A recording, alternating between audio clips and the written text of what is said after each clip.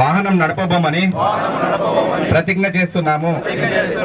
మేము పాదాచారులకు సైకిల్ తొక్కే వారికి ప్రాధాన్యత ఇస్తామని వారి మార్గాధికారాన్ని నిర్ధారిస్తామని ప్రతిజ్ఞ చేస్తున్నాము.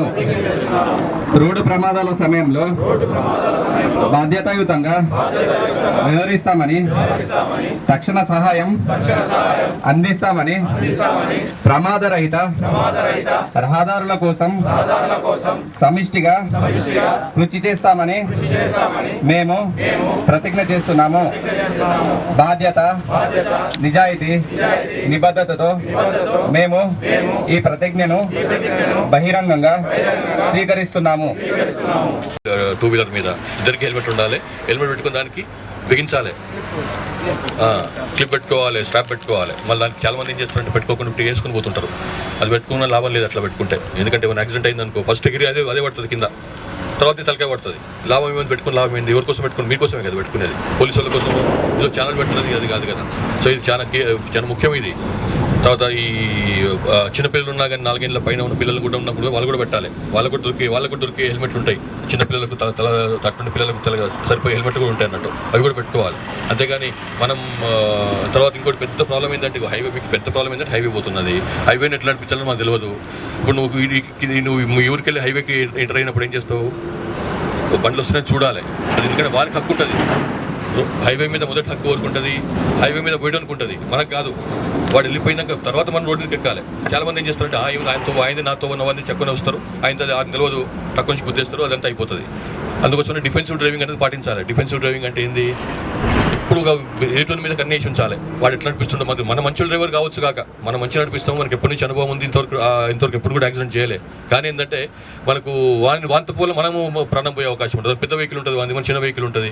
సో మనకి దెబ్బ అవుతుంది. మనం మంచిగా నడిపిద్దాం అనుకున్నా కానీ మనకి దెబ్బ అవుతుంది. కాబట్టి ఎప్పుడు వాని మీద కన్నేయాలి. వాడు ఎట్లా నడిపిస్తున్నాడు, వాడు ఏమన్నా ఉండొచ్చు, కొంచెం దూరంకి వెళ్ళి కొంచెం స్లోగా వాని వ్యవహారం చూసి, వాడి డ్రైవింగ్ వ్యవహారం చూసుకొని కొంచెం మనం నడిపించుకొని పోవాలి. ఎంత ఎంబడే వాడు పోతుంది కదా, వాడు ఎంబడే పోతే వాడు పుచ్చుకొని డ్రైవ్ కొట్టి బ్రేక్ వేసింది అనుకో, నువ్వు బ్రేక్ వేయలేవు, ఏసీ లోపలనే పోయి గుద్దుకుంటుంది. ఆ డిఫెన్స్ సేఫ్ డిస్టెన్స్ మెయింటైన్ చేయాలి. ఈ ఎదురున్న బండికి ఇద్దరు ఒకే దిక్కు పోతుండ్రు అనుకోండి, ముందున్న బండికి మీ బండికి మధ్యన కొంత డిస్టెన్స్ మెయింటైన్ చేయాలి. ఎందుకంటే బ్రేక్ కొడితే వాడు బ్రేక్ కొట్టగానే మనం కూడా బ్రేక్ కొట్టాల్సి వస్తుంది. కానీ ఆ సెకండ్ తేడా వస్తుంది మనకు.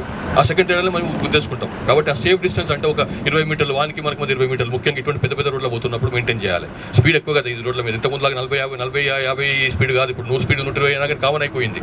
కాబట్టి ఇవన్నీ చిన్న విషయాలే కావచ్చు కాక, కానీ పానం కాపాడతాయి ఇవి. మీ ఇంట్లో కూడా వెయిట్ చేస్తుంటారు మీకోసం అని చెప్పి. పొద్దుగాల బయటకు వెళ్ళినప్పుడు మధ్యాహ్నం కల్లా లంచ్కి వస్తా అని చెప్తాము, బయటకు వెళ్తాము, అయితే అవుతుంది, ఆమె ఎదురు చూస్తుంటుంది. ఇక అనుకోని సంఘటన జరిగిందంటే ఇక ఆయన మోసుకొస్తారు ఇంటికి. మరి అటువంటి పరిస్థితి కావాలన్నా మనకు. కాబట్టి మనకి చాలా యంగ్స్టర్స్ ఉన్న చాలా మంది ఇక్కడ, వాళ్ళంతా చాలా ఫ్యూచర్ ఉన్న వాళ్ళు భవిష్యత్తు ఉన్న వాళ్ళు. సో అందుకోసం అని చెప్పి మీ తల్లిదండ్రుల కోసమని, మీ మీద ఆధారపడ్డ వాళ్ళ కోసమని, మీ మీద ఆశలు పెట్టుకున్న వాళ్ళ కోసమన్నా మీరు మంచిగా నడిపించాలి. సో ఇది ఇంతకంటే మీరు చెప్పేది ఏం లేదు. చాలా ఉన్నాయి చెప్పేటివి, కానీ ముఖ్యంగా ఎక్కువ మందికి మీ 2 వీలర్సే ఉంటాయి అనుకోండి. బహుశా 4 వీలర్స్ ఉన్నారా ఇక్కడ? ఉన్నాయి. కొంత అదుపుగా నువ్వు పెట్టుకోవాలి. సీట్ బెల్ట్ నువ్వు ఉన్నదని చెప్పి బోజుగా పోవడం కాదు అని చెప్పి మీ అనుగా జనరల్గా చెప్తున్నాను నేను. మీరు పెట్టుకోవాలి, పక్కన పెట్టాలి, ఇంకా కూర్చొని పెట్టాలి. అది ఎంతమంది కూర్చున్న అంతమందికి సీట్ బెల్ట్ పెట్టుకోవాలి. లేకపోతే సీట్ బెల్ట్ పెట్టుకోకపోతే ఏమవుతుంది? యాక్సిడెంట్ అయిందనుకో ముందులో పడతాము. దానికి మన ఎయిర్ బ్యాగ్ ఉంటుంది.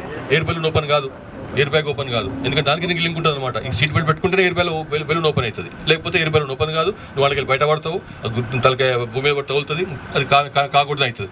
కాబట్టి అది కూడా పెట్టుకుని పోవాలి. మీరు అందరికి చెప్పాలి. మీరు ఓన్లీ ఇక్కడ ఉన్న 20 మంది 30 మంది కాదు, అందరూ కూడా చెప్పాలి ఈ విషయాలు. చిన్న విషయాలు అనిపిస్తాయి మనకు, కానీ వాళ్ళు కూడా నేను బ్రహ్మాండమైన డ్రైవర్ను, ఇన్నాళ్ళు అసలు 30 నుంచి డ్రైవ్ చేస్తున్నా, 20 నుంచి డ్రైవ్ చేస్తున్నా, ఒక్కసారి యాక్సిడెంట్ చేయాలి అనుకుంటాడు. కానీ యాక్సిడెంట్ కావడానికి ఎంతసేపు? ఒక సెకండ్ కాదు, సెకండ్ 10వ వంతు చాలు మనకు యాక్సిడెంట్ అవుతుంది. సో ఇది పక్కా పాటించండి. చిన్న విషయాలే కావచ్చు కానీ పక్కా పాటించండి. అందుకు బాగుండండి. Thank you.